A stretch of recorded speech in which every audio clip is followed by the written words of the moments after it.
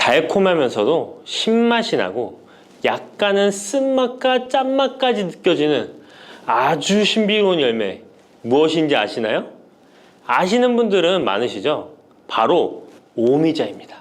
오미자는 5가지 맛이 난다고 해서 붙여진 이름이죠.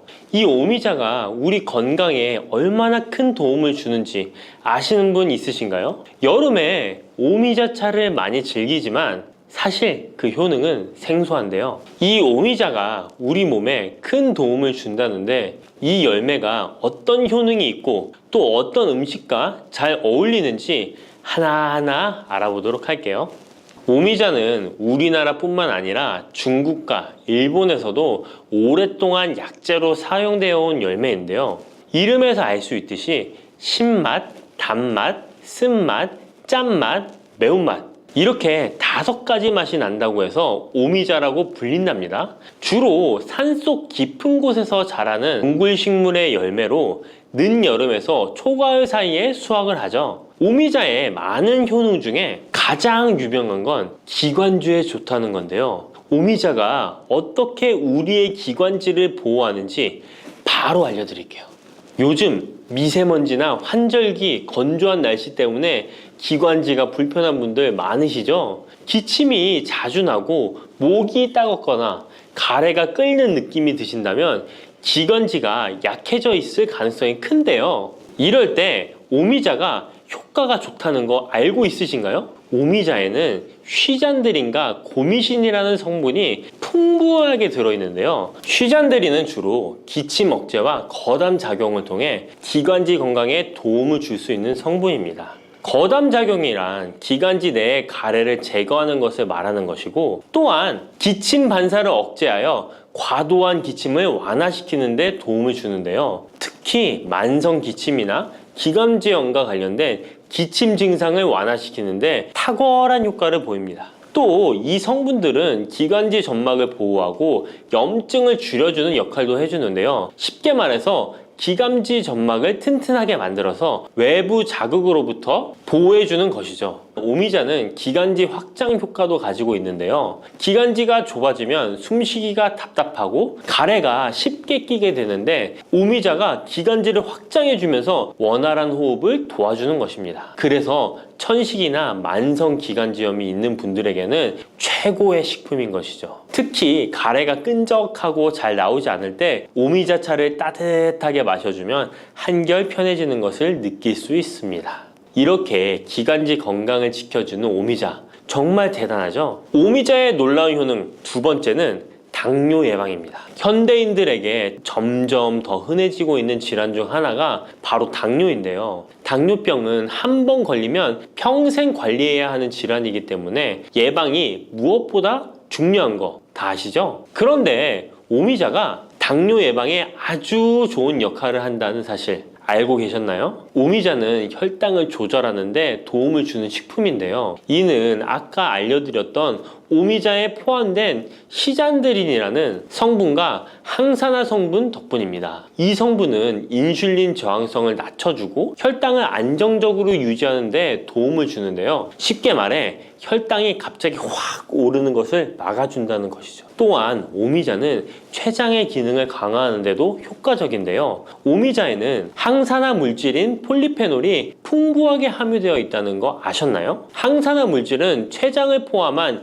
신체 조직을 산화 스트레스로부터 보호하고 췌장의 건강을 유지하는 도움을 주는데요. 췌장은 우리 몸에서 인슐린을 생성하는 중요한 기관인데 오미자가 췌장의 기능을 활성화시켜서 인슐린 분비를 촉진하는데 도움을 주기 때문에 혈당 조절이 어려운 분들에게는 오미자가 특히 도움이 될 수 있겠죠. 뿐만 아니라 오미자에는 체내에서 혈당이 과도하게 상승하는 것을 방지하는 역할도 하는데요. 식사 후 혈당이 급격하게 오르는 것을 막아주고 당이 천천히 흡수되도록 도와줍니다. 그래서 평소 혈당이 높거나 당뇨가 걱정되시는 분들은 오미자를 꾸준히 섭취해 보시면 많은 도움이 될 수 있습니다. 오미자의 놀라운 건강 효과 3번째는 콩팥 건강에 도움을 주는 겁니다. 오미자가 신장 건강에 좋다니 참 놀랐죠? 콩팥, 즉 신장은 우리 몸에 노폐물을 걸러내고 체내 수분을 조절하는 중요한 역할을 하는데요. 그런데 나이가 들면서 신장 기능이 약해지는 경우가 많고, 특히 당뇨나 고혈압을 앓고 계신 분들은 신장 건강을 더욱 신경 써야 하는 거 다 아시죠? 이때 도움을 줄 수 있는 것이 바로 오미자인데요. 오미자는 신장의 기능을 보호하고 강화하는데 도움을 주는 약재로 오래전부터 사용되어 왔습니다. 한방에서도 신장 기능이 약해져서 몸이 자주 붓거나 소변을 자주 보게 되는 증상에 오미자를 처방하곤 하는데요. 오미자는 신장의 혈액순환을 원활하게 하고 신장이 제 기능을 할 수 있도록 도와줍니다. 오미자에는 고미신이라는 성분이 들어있는데요. 오미자의 고미신 A, B, N 성분은 항염 효과가 뛰어나 신장의 염증 반응을 줄이는 데 도움이 됩니다. 신장의 염증을 억제하면 단백뇨와 같은 증상이 완화될 수 있으며, 또한 오미자는 이뇨작용을 촉진하여 신장이 원활하게 노폐물을 배출하도록 도와주니 신장 건강을 지키는데 도움이 되는 것이죠. 오미자는 체내 수분 밸런스를 조절하는 데도 좋은데요. 몸이 자주 붓는다면 오미자를 꾸준히 섭취하는 것이 도움이 될 수 있습니다. 신장의 기능이 약해지면 몸속 노폐물이 원활하게 배출되지 못하고 수분이 정체되면서 부종이 생길 수 있는데요. 오미자는 이 같은 부종을 완화하는데 효과적이니 신장 건강을 위해 오미자 꼭 드셔야겠죠. 오미자의 효능 네 번째는 면역력 강화입니다. 면역력은 우리 몸을 각종 질병으로부터 보호하는 중요한 요소인데요. 나이가 들수록 면역력이 떨어지면서 감기나 기타 질병에 쉽게 걸릴 수 있기 때문에 면역력을 강화하는 것이 중요하다는 것 다들 알고 계시죠? 면역력 강화에 오미자가 좋은 작용을 해주는데요. 오미자에는 폴리페놀, 안토시아닌 등 강력한 항산화 성분을 함유하고 있습니다. 이런 항산화 성분들은 우리 몸의 면역력을 높이는 데 도움을 주는 것이죠. 특히 폴리페놀과 폴라보노이드 성분이 풍부해서 우리 몸의 세포를 손상으로부터 보호하고 염증 반응을 감소시키고 면역 체계를 강화할 수 있는데요. 오미자의 항염증 작용은 면역력을 유지하는 데 도움을 주고 활성산소를 제거하는 역할도 하기 때문에 면역력뿐만 아니라 노화 방지에도 효과적이죠. 또한 오미자는 우리 몸의 백혈구 수치를 증가시키는데 도움을 줄 수 있다는 것 아셨나요? 백혈구는 외부에서 침입하는 바이러스나 박테리아를 공격하는 역할을 하는 중요한 세포인데, 오미자를 섭취하면 백혈구의 활동이 활발해지면서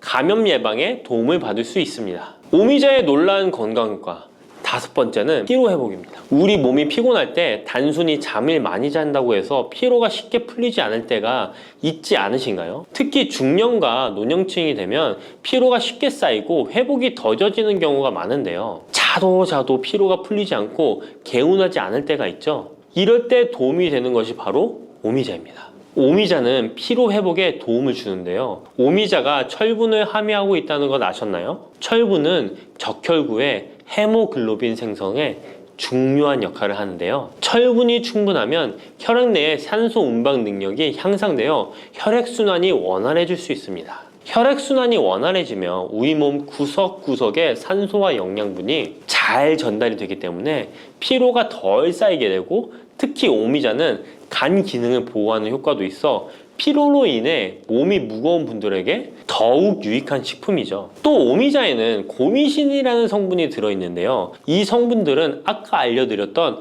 콩팥 건강에 유익한 작용을 할 뿐만 아니라 간 기능 활성화를 시키고 피로 물질을 빠르게 분해하는 역할을 한다고 알려져 있습니다. 간은 우리 몸의 해독 작용을 담당하는 중요한 기관인데, 오미자가 간의 기능을 도와주면서 피로 회복에도 큰 도움을 주는 것입니다. 또 오미자는 스트레스를 줄여주는 효과도 있는데요. 스트레스가 많으면 피로가 쉽게 쌓이게 되는데, 오미자가 신경을 안정시키는 작용을 해서 긴장을 풀어주고 피로를 완화하는 작용을 해주는 것이죠. 그러니 스트레스와 피로가 누적되어 힘든 날에는 오미자차 한 잔을 마시는 것도 좋은 방법이겠죠. 이렇게 여러 가지 건강에 이점이 있는 오미자를 드실 때 생으로 드시는 분들은 잘 없으실 텐데요. 어떤 방법으로 섭취해야 몸에 200% 이득이 되는지 오미자 섭취 방법 바로 알려드릴게요. 오미자를 가장 쉽게 섭취하는 방법은 찬물에 우려 마시는 건데요. 오미자를 뜨거운 물에 넣고 끓이면 끓일수록 꿀이나 스테비아를 넣어서 맛을 조절하면 됩니다. 따뜻한 오미자차도 좋지만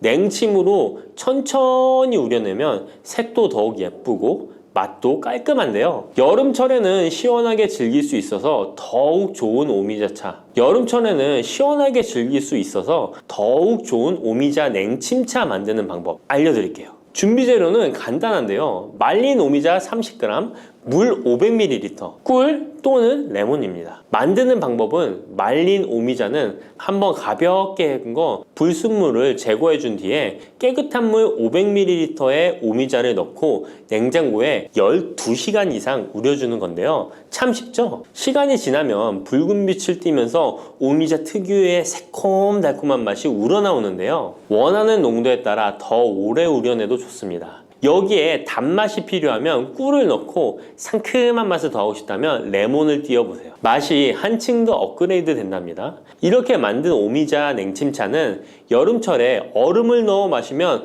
더운 날씨에 지친 몸을 개운하게 해주니까 여름철 한번 만들어 보세요. 오미자는 강한 신맛이 있어서 단맛이 나는 음식과 잘 어울리는데요. 요구르트와 함께 먹으면 더욱 맛있고 건강하게 즐길 수 있습니다. 상콤하고 달콤하면서도 건강에 좋은 오미자 요구르트 만드는 방법 알려드릴게요. 준비 재료는 간단한데요. 말린 오미자 10g, 물 150ml, 플레인 요구르트 1컵, 꿀 또는 올리고당 하나에서 2큰술입니다. 만드는 방법은 먼저 말린 오미자를 물 150ml에 넣고 냉장고에 12시간 이상 충분히 우려주세요. 이때 뜨거운 물이 아니라 찬물에 우려야 영양성분이 더 잘 추출됩니다. 이렇게 냉침으로 우려낸 오미자는 체에 걸러 즙만 따로 준비해주세요. 플레인 요구르트 1컵에 오미자 냉침 액기스를 넣고 잘 섞어줍니다. 신맛이 강하다면 꿀이나 올리고당을 하나에서 2큰술 넣어 맛을 조절해주세요. 이렇게 하면 새콤달콤한 오미자 요구르트가 완성됩니다. 아침에 가볍게 먹거나 간식으로 챙겨 드시면 장 건강에도 도움이 되고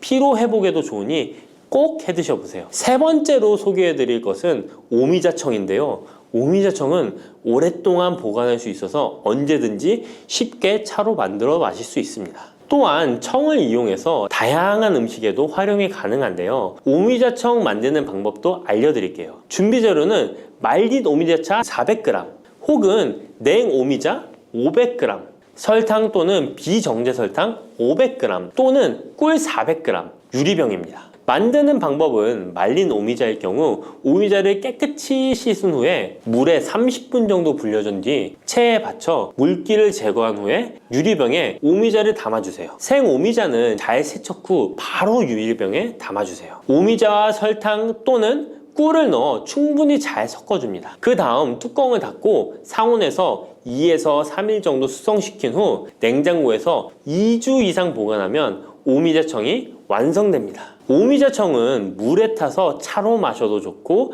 탄산수에 넣어 에이드처럼 즐겨 마셔도 맛있는데요. 또한 오미자청과 레몬즙을 활용해서 샐러드 드레싱으로도 활용할 수 있습니다. 만드는 방법도 어렵지 않고 활용 방법도 많으니 한번 집에서 해보시는 것도 좋겠죠? 몸에 좋은 오미자차도 과하게 드시면 안 좋은데요. 오미자는 혈압을 상승시킬 수 있는 성분을 소량이지만 함유하고 있기 때문에 고혈압을 걱정하는 분들이라면 다량으로 섭취하는 것은 피하셔야 하는데요. 특히 혈압 약물이나 혈액 응고 약물을 복용 중인 분들은 오미자를 다량으로 드시게 되면 약효에 영향을 줄 수 있기 때문에 적당량 드시는 것이 좋겠습니다. 혹시 연세가 될수록 생기는 주름과 잦은 기침 그리고 관절 통증을 동시에 조금이라도 완화할 수 있는 방법이 있을까? 라고 궁금해 보신 적 있으신가요? 오늘은 이 한 가지 물음에 대해 함께 해답을 찾아보려고 합니다. 특히 60대 이상의 여성 환자분들에게 과도한 시술이나 고가의 화장품 없이도 건강과 피부를 동시에 돌보실 수 있도록 꿀 활용 비법을 차근차근 안내해 드리겠습니다. 이 영상을 끝까지 살펴보시면 그렇다면 주름 완화와 기침 감기 예방 그리고 관절염 증상 관리에 조금이라도 도움이 될 팁들을 만나보실 수 있을 거예요. 그럼 지금부터 본격적으로 시작해 보겠습니다. 환자분들께서는 보통 꿀을 달콤한 감미료나 차에 넣어 마시는 정도로만 생각하실 텐데요. 실은 꿀이 아주 오래전부터 여러 전통의학과 민간요법에 널리 쓰였다는 사실 알고 계셨나요? 현대에 와서는 꾸준한 연구를 통해 피부 노화의 진행을 늦추고 기침 감기 증상을 완화하며 심지어 관절 통증에도 긍정적인 영향을 줄 수 있다는 이야기가 보고되고 있습니다. 첫째로 꿀에는 활성산소를 억제하는 여러 항산화 성분이 풍부합니다. 이는 주름, 잡티, 기미 등 노화 현상을 지연시키는데 도움을 줄 수가 있죠. 게다가 꿀 특유의 점성, 당 성분은 피부 표면에 보호막을 형성해 주는데 건조해지기 쉬운 60대 이후의 피부를 촉촉하게 유지하도록 돕는 역할을 합니다. 둘째로 기관지 건강에 유익한 점도 빼놓을 수 없습니다. 예전에 목이 아프거나 기침이 날 때 따뜻한 꿀물을 마시라는 조언을 들어보신 적 있으실 텐데요. 실제로 꿀이 목과 기관지를 부드럽게 감싸주고 항염 및 항균 작용을 통해 감기나 기침을 어느 정도 완화하는 데 도움이 된다는 연구 결과가 있습니다. 셋째로 관절염으로 힘들어하시는 분들께도 꿀이 보조적 역할을 할 수 있습니다. 꿀에 함유된 항염증 성분이 다른 특정 식재료와 함께 섭취될 때 관절 통증 완화에 시너지를 낸다고 여겨지거든요. 그렇다면 이처럼 이로운 꿀을 피부와 건강 관리에 구체적으로 어떻게 적용할 수 있을까요? 60대 이후로 주름이 많아지고 탄력이 떨어지는 건 흔한 고민입니다. 일부 환자분들께서는 고가의 화장품이나 레이저 시술 등을 떠올리시기도 하지만 사실 집에서 간단히 꿀팩만 꾸준히 해주셔도 어느 정도 도움을 받을 수 있습니다. 우선 필요한 재료와 만드는 과정을 살펴볼까요? 첫 번째로 국산 천연꿀 한 큰술, 무가당 플레인 요거트 한 큰술, 그리고 올리브 오일 35방울 정도를 준비해주세요. 꿀에 알레르기가 있으시다면 프로폴리스 원액 반 큰술로 대체할 수 있습니다. 깨끗한 그릇에 이 세 가지를 넣고 나무나 플라스틱 스푼으로 잘 섞어주시면 기본 팩이 완성됩니다. 이제 세안 후에 눈가나 입가처럼 피부가 얇은 부위에는 살살 발라주시고 볼이나 이마, 턱 부위에는 부드럽게 펴 발라주세요. 10분을 넘기지 않는 것이 핵심입니다. 오래 두면 오히려 꿀이 피부의 수분을 빼앗아갈 수 있으므로 10분 이내에 미지근한 물로 꼼꼼히 씻어내시길 권장합니다. 그런 다음에 수건으로 톡톡 두드려 물기를 제거하고 평소 쓰시는 보습제를 가볍게 덧바르면 좋습니다. 일주일에 2-3번 정도만 해도 피부가 한결 부드러워지고 보습감이 좋아졌다는 분들이 많습니다. 60대 이후 심해지는 건조 증상을 막기 위해 천연팩을 습관화해 주시면 큰 비용 없이도 윤기 나는 피부를 기대해 볼 수 있습니다. 그렇다면 바르는 것 외에 꿀을 섭취함으로써 기대할 수 있는 이점은 무엇일까요? 기온이 낮아지거나 일교차가 큰 시기에 기침, 감기가 찾아오면 특히 60대 이상이신 분들은 면역력이 떨어져 있어 더 자주 앓게 되시죠. 이때 다양한 음식에 꿀을 곁들여 드시면 시너지 효과를 볼 수 있습니다. 계피와 꿀의 조합은 체온을 올리는 데 도움이 되어 면역력에도 좋다고 알려져 있습니다. 따뜻한 물 한 컵에 꿀 한 스푼과 계피가루 반 티스푼을 넣어 아침 저녁으로 드셔보세요. 몸을 따뜻하게 하는데 일조하고 감기 예방에도 도움을 줄 수 있습니다. 무와 꿀을 함께 섭취하는 방법도 자주 있는데요. 무에 함유된 시니그린 성분은 기침과 가래를 완화해 준다고 합니다. 무를 얇게 썰거나 채 썰어 꿀에 재운 뒤에 목이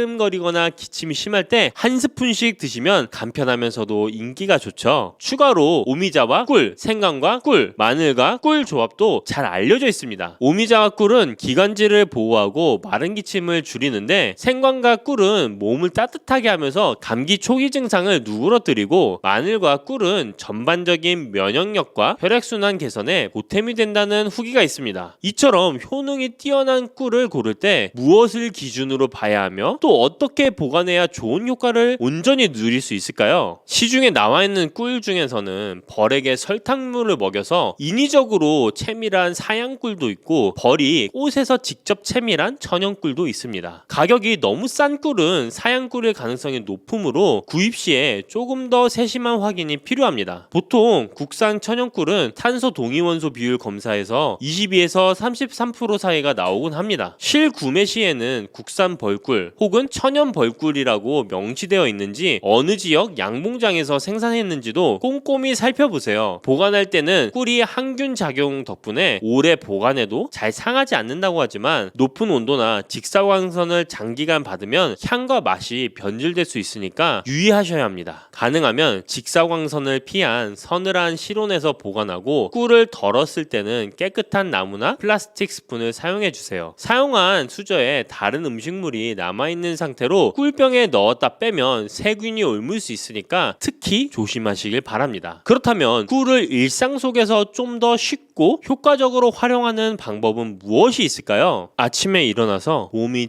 찌뿌둥하거나 속이 메스꺼울 때 혹은 기침으로 목이 까슬거릴 때 간단히 꿀을 곁들여 보시는 걸 권합니다. 예를 들어 공복 상태에서 따뜻한 물에 계피와 꿀 또는 생강과 꿀을 타서 마시면 소화에도 도움이 되고 목이 불편할 때 기침 완화에 부가적 효과가 있을 수 있어요. 점심이나 저녁 식사 후에는 후식으로 빵이나 과자 같은 부담스러운 음식 대신에 무와 꿀을 차로 드셔보시는 것도 좋습니다. 무가 가래를 묽게 해주고 꿀이 기관지를 보호하면서 적당한 단맛을 더해주므로 속을 편안하게 해준다는 의견이 있습니다. 또 주에 2회에서 3회 정도 꿀팩을 해주시면 건조함과 탄력 저하가 심화되는 것을 어느 정도 지연시킬 수 있습니다. 저녁에 세안 후에 10분 이내로 꿀팩을 마친 뒤에 미온수로 씻어낸 다음에 가벼운 보습제를 발라주시고 주무시면 다음날 아침에 피부가 좀 더 부드럽게 느껴지실 거예요. 팩 전에 따뜻한 수건으로 2분 정도 찜질하고 팩을 바른 후에 손바닥으로 1분 정도 온열 마사지를 해주시면 효과가 더 커진다고 합니다. 이제 꿀을 쓰시면서 지켜야 할 유의사항도 함께 살펴볼게요. 먼저 꿀이나 올리브 오일, 요거트 등에 개인적으로 알레르기가 있을 수 있으므로 처음 사용 전에는 팔 안쪽이나 귀 뒷부분에 테스트를 해보시는 편이 안전합니다. 24시간 내에 가려움이나 붉어짐이 없으면 얼굴이나 다른 부위에 써부셔도 됩니다. 당뇨 환자분들은 바르는 것은 괜찮지만 먹는 것은 주의를 요합니다. 꿀은 당 함량이 높으므로 반드시 주치의나 영양사와 상의한 뒤에 섭취량을 조절하셔야 돼요. 또한 꿀팩을 오래 할수록 좋을 거라 생각하시고 30분 넘게 방치하시는 분도 계신데 이는 오히려 피부 수분을 뺏길 수 있으니까 10분 이내로 제한해 주세요. 꿀이 잘 상하지 않는 식품이긴 하지만 보관이 부적절하거나 개봉 후에 시간이 지나면 변질 가능성이 많이 생깁니다. 냄새, 색깔이 평소와 달라졌다면 과감히 버리고 새 제품을 쓰시는 게 안전하죠. 여기까지 꿀의 다양한 활용법과 주의점을 살펴봤는데 일부 환자분들은 잠깐 시도해보고 효과가 없으면 어쩌죠? 라는 고민을 하실 수 있습니다. 이럴 땐 어떻게 접근하시면 좋을까요? 꿀팩을 몇 번 해보고 며칠 계피 꿀물만 마신 뒤에 이렇다 할 차이가 없네 이러면서 금방 포기하기도 쉽습니다. 하지만 60대 이상의 경우에는 이미 피부와 신체가 예전과 많이 달라져 있기 때문에 한순간에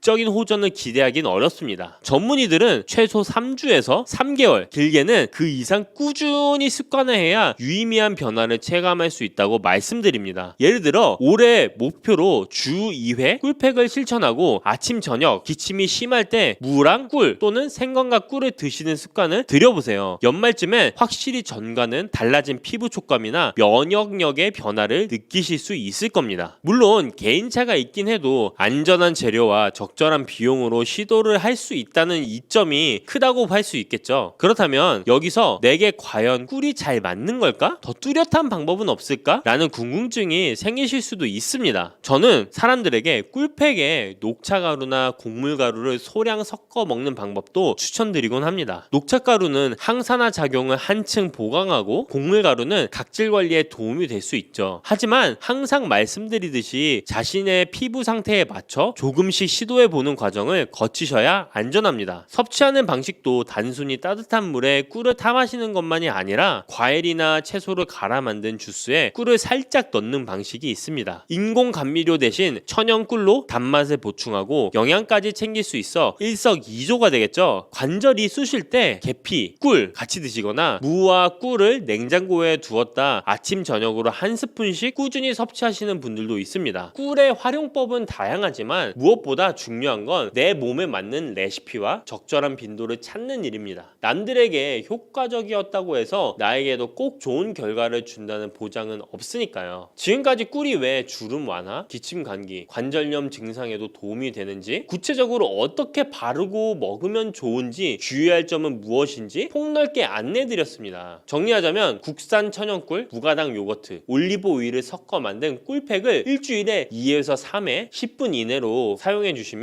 주름과 보습 관리에 도움이 될 수 있습니다. 계피, 무, 생강, 마늘, 오미자 등의 꿀을 곁들이면 기침 감기나 관절염 증상 완화에도 보조 효과를 기대할 수 있습니다. 사양 꿀보다는 천연 꿀을 권장하며 직사광선을 피하고 실온에 보관하되 깨끗한 스푼을 사용하는 것이 바람직합니다. 알레르기나 당뇨가 있는 분들은 특별히 신중해야 되고 변질 또는 과도한 사용을 피하는 범위 안에서 즐기도록 합니다. 한두 번 시도해보고 포기하기보다는 작은 생활 습관으로 만들어 천천히 몸과 피부 상태를 개선해 가시는 편이 훨씬 안전하고 효과적입니다. 몸속 염증이 걱정되시는 분들 많으시죠? 무릎이 시큰거리거나 손가락 마디가 뻣뻣하거나 이유 없이 몸이 무겁고 피곤한 느낌, 이런 증상들의 공통 원인이 바로 만성염증이에요. 이 염증이 왜 문제냐면 우리 몸에 염증 자체는 나쁜 게 아니지만 이 염증이 꺼지지 않고 만성적으로 계속 남아있을 때 큰 문제가 됩니다. 잘못된 식습관, 스트레스, 노화로 인해 몸속에서 염증이 조용히 쌓이면 혈관을 손상시키고 관절을 닳게 하고 각종 만성질환의 씨앗이 되는 겁니다. 그래서 염증을 꾸준히 억제하는 식습관이 중요한데요. 오늘은 그 중에서도 우리 식탁에서 쉽게 챙길 수 있는 염증 잡는 생선 4가지를 알려드리겠습니다. 우선 왜 생선이냐면요. 생선에는 풍부한 오메가3 지방산이 핵심으로 들어가 있습니다. 오메가3는 우리 몸에서 스스로 만들 수 없어서 반드시 음식을 통해 섭취해야 하는 필수 지방산이에요. 삼성 서울병원 자료에 따르면 오메가3 지방산은 염증과 혈액 응고를 억제하는 역할을 한다고 밝히고 있습니다. 특히 오메가3 안에 EPA와 DHA라는 성분이 있는데 EPA는 염증을 일으키는 물질 생성을 억제하는 역할을 합니다. DHA는 뇌와 신경계통을 구성하는 핵심 성분인데요. 이 두 가지가 같이 작용하면서 염증도 잡고 혈관도 지켜주는 겁니다. 자, 그럼 지금부터 이 4가지 하나씩 알려드리겠습니다. 4위는 참치입니다. 참치는 단백질이 풍부하면서 EPA, DHA가 들어있는 오메가3를 함유하고 있습니다. 여기에 셀레늄이라는 성분도 풍부한데요. 셀레늄은 강력한 항산화 미네랄로 면역력을 높이고 염증 반응을 낮추는 데 도움을 줍니다. 참치는 어떻게 드시는 게 가장 좋을지 제가 지금 설명해 드리겠습니다. 당연한 얘기지만 참치캔보다는 신선한 참치가 훨씬 더 좋습니다. 이게 너무 당연한 얘기죠. 통조림 가공 과정에서 EPA, DHA가 일부 손실될 수 있습니다. 하지만 신선한 참치랑 참치캔은 비교했을 때 가격 차이가 너무 많이 나잖아요. 그래도 참치캔을 좀 건강하게 드실 수 있는 방법을 제가 하나 알려드리겠습니다. 이 참치캔을 드실 때는 꼭 한번 물에 헹궈서 드세요. 나트륨을 상당히 줄일 수 있습니다. 브로콜리나 양파, 바나나 같은 채소를 곁들이면 나트륨 배출에도 도움이 더 될 수 있습니다. 이 참치를 활용한 간단한 레시피 하나를 알려드리겠습니다. 바로 참치 아보카도 덮밥인데요. 재료는 참치캔 1개랑 아보카도 반개, 밥 1공기 이렇게 준비해 주시면 됩니다. 참치캔은 물에 한번 헹궈서 나트륨을 줄여준 다음에 아보카도는 먹기 좋게 슬라이스해서 준비해 주시면 됩니다. 밥 위에 참치를 올리고 아보카도를 예쁘게 얹어주세요. 참기름 1바퀴 그리고 간장 조금, 이게 전부입니다. 아보카도의 좋은 지방이 참치의 오메가3 흡수율까지 높여줘서 따로 먹는 것보다 훨씬 효과적입니다. 여기서 주의할 점이 있는데요. 참치는 먹이사슬 위에 있는 대형 어류라서 수은 함량이 있을 수 있습니다. 임신 중이시거나 어린 자녀가 있으신 분들은 주 1회 100g 이하로 드시는 걸 권장드립니다. 3위는 고등어인데요. 고등어는 우리 밥상에서 가장 친숙한 등푸른 생선이죠.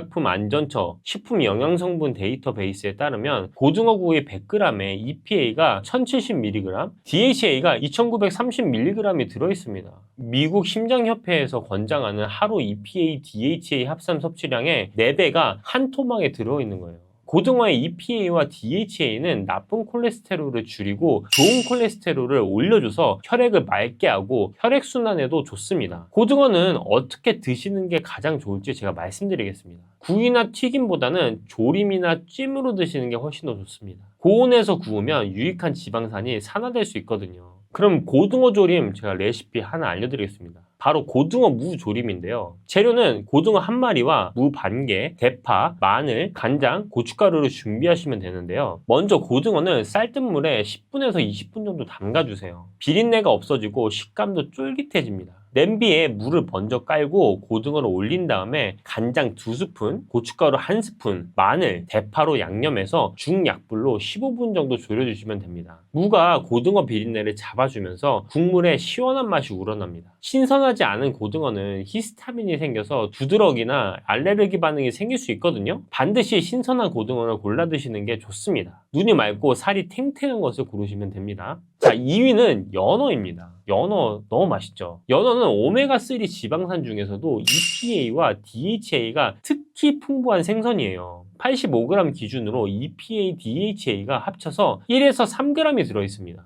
생화학 사회거래에서 발표된 연구에 따르면 EPA와 DHA는 세포막에서 항염증 효과를 발휘할 수 있고 류마티스 관절염 환자에게도 항염증 효과가 나타났다고 합니다. 연어에는 아스타잔틴이라는 항산화 성분도 들어있어요. 연어가 자연스럽게 분홍빛을 띠는 이유가 바로 이 성분 때문인데요. 마린 드러그스에서 발표된 연구에 따르면 아스타잔틴은 항염증 특성을 가지고 있고 특정 암과 당뇨병 위험을 줄이는 데도 긍정적인 영향을 미친다고 합니다. 연어는 어떻게 드시는지 가장 좋을지 제가 하나 말씀드리겠습니다. 기름에 볶거나 튀기면 좋은 지방인 오메가3가 산화될 수 있습니다. 꼭 조심하시고 에어프라이어나 찜으로 드시는 게 가장 좋습니다. 그래서 에어프라이어를 활용한 연어 레시피를 하나 알려드리겠습니다. 연어, 브로콜리, 에어프라이어 구이입니다. 듣기만 해도 맛있겠죠? 재료는 연어 한 토막, 브로콜리 한 줌, 올리브오일, 소금, 후추 준비하시면 됩니다. 연어에 소금, 후추 살짝 뿌리고 올리브오일 한 바퀴 둘러주세요.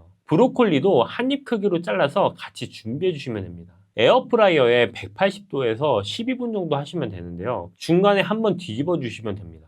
이렇게 드시면 브로콜리의 항산화 성분이 연어의 오메가3와 만나서 염증을 잡는데 시너지를 냅니다. 만들기도 정말 간단하죠? 그럼 이제 1위를 발표할 시간입니다. 1위는 홍합이에요. 생선이 아닌 조개류가 1위인 게 의외이실 수 있는데요. 홍합에는 오메가3, 아연, 철분, 셀레늄, 비타민 B12까지 염증을 잡는 성분들이 한꺼번에 들어있습니다. 그런데 홍합 중에서도 특별히 더 강력한 게 있습니다.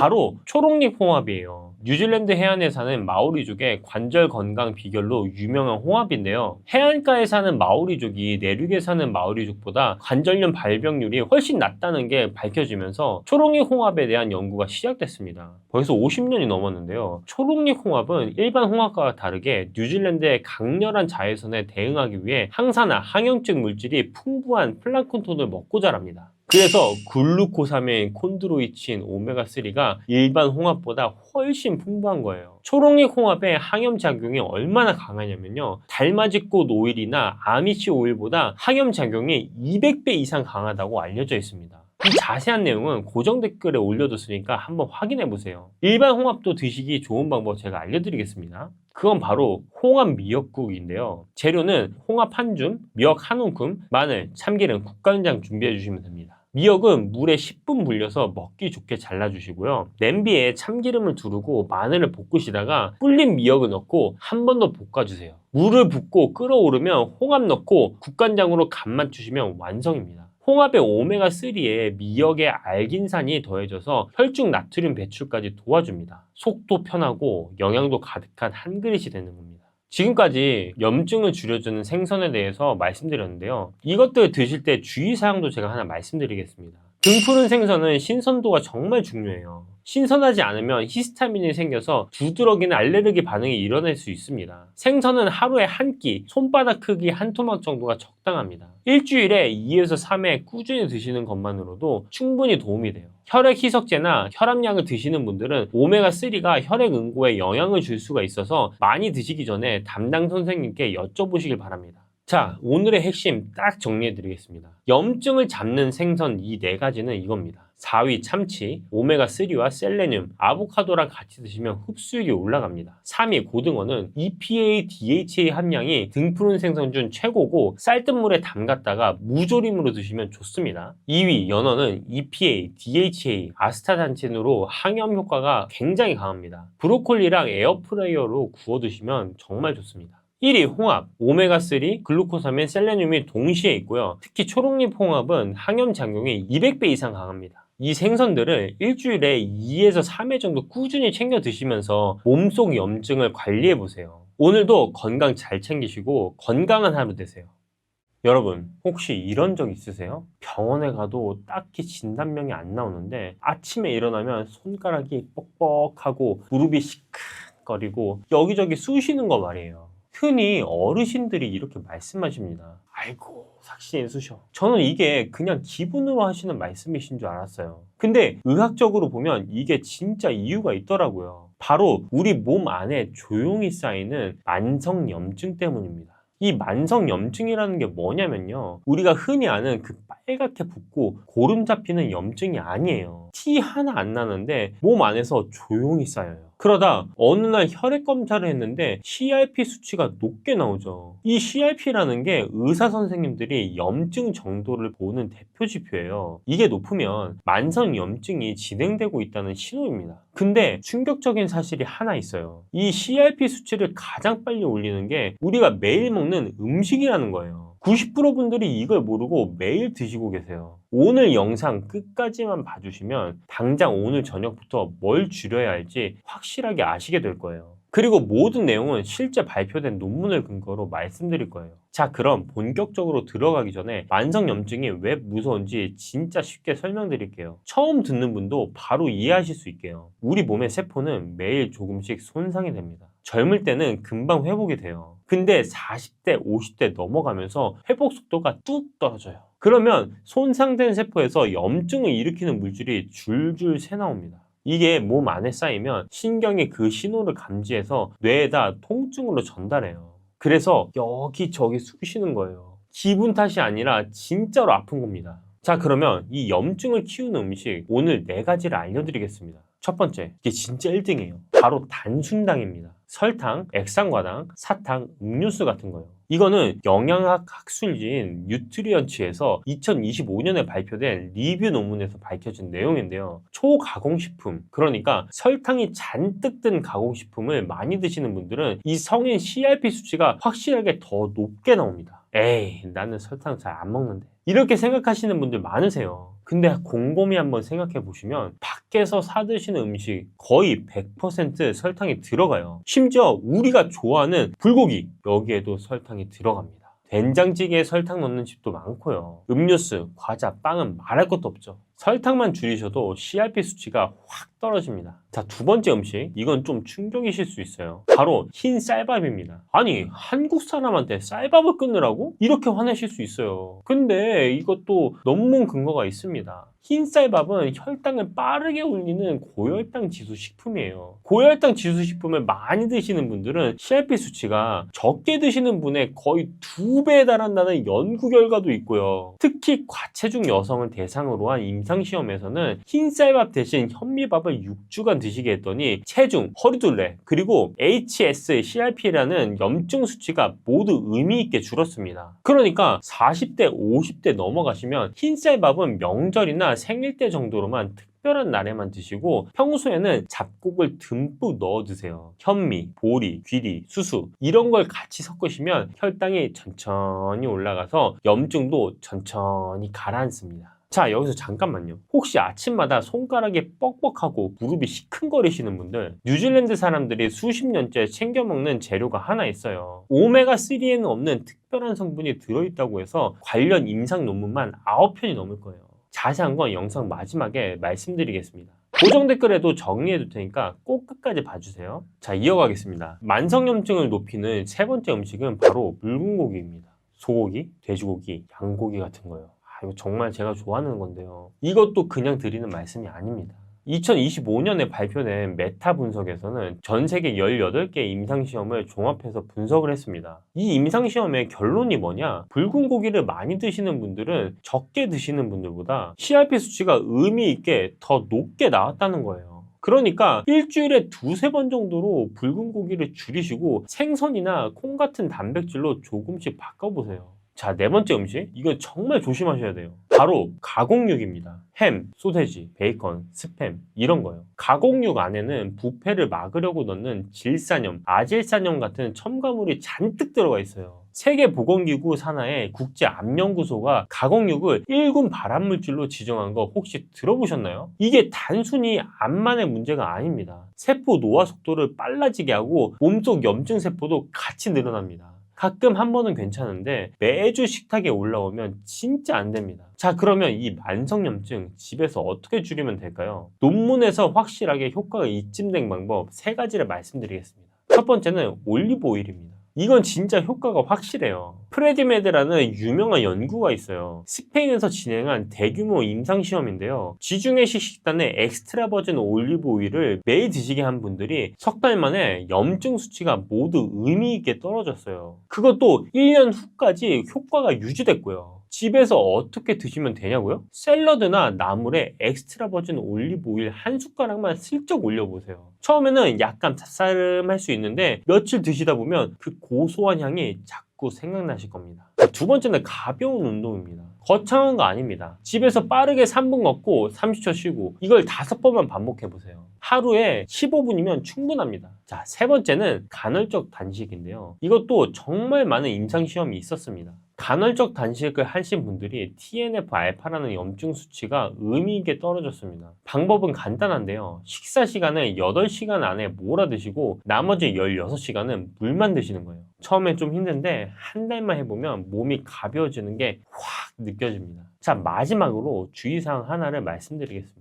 아무리 좋은 걸 챙겨 드셔도 이 조합을 같이 드시면 효과가 없습니다. 흰쌀밥에 단 음료수 이걸 같이 드시면 혈당이 2배로 치솟습니다. 그리고 가공육의 술 이것도 최악이에요. 가공육의 첨가물이 알코올이랑 만나면 이 간이 정말 2배로 힘들어집니다. 이런 조합만 피하셔도 CRP 수치가 확 내려갑니다. 자, 그리고 한 가지 더 있습니다. 제가 아까 말씀드린 뉴질랜드 사람들이 챙겨 먹는다는 그 재료, 그건 바로 초록링 홍합인데요. 오메가3에는 없는 ETA라는 성분이 염증을 만드는 2가지 길을 동시에 막아준다고 해서 관련 임상 논문이 어마어마하게 쌓여 있어요. 자세한 내용은 너무 길어서 고정 댓글에 다 정리해뒀습니다. 구독자 특가도 함께 안내해뒀으니까 꼭 한번 확인해 보시면 좋겠습니다. 자, 오늘 내용을 한 줄로 정리해드리겠습니다.